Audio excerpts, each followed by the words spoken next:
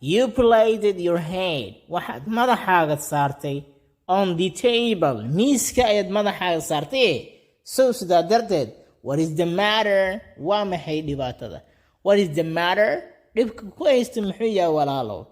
anasaa soo bood wuxuu leeyahay there is something shay ayaa jira which refused me kaasoo ii diiday to rest inaan u nasto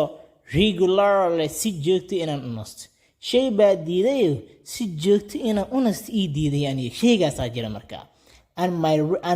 and read ana akhriyo my laziness cashrideedana aan u akhriyo well si wanaagsanna cashrideeda aan u akhriyo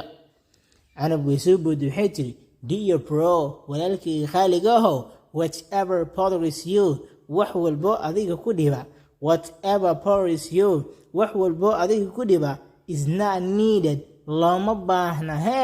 maxaan loo baahnay to hide inaad qaris wax walbo adiga ku dhibaya looma baahna inaad qaris so what is new to you maxaa kugu cusubna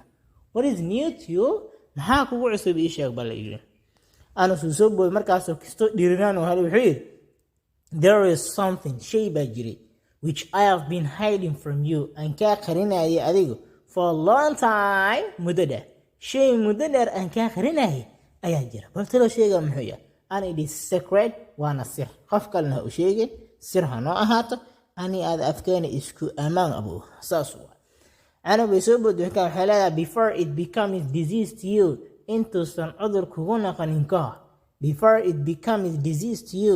intuusan cudur kugu naqanin please displayed fadlan soo bandhig please displayed fadlan soo bandhig shaygaas wuxuu yahay aynu aragne waayahay halkaa inoo joogo part 2 la soco fadlan haddii aad ka hesho muuqaalka like saar sidaas lamid ah haddii aad ku cusubtahay janaalkuna subscribe saar mahadsanid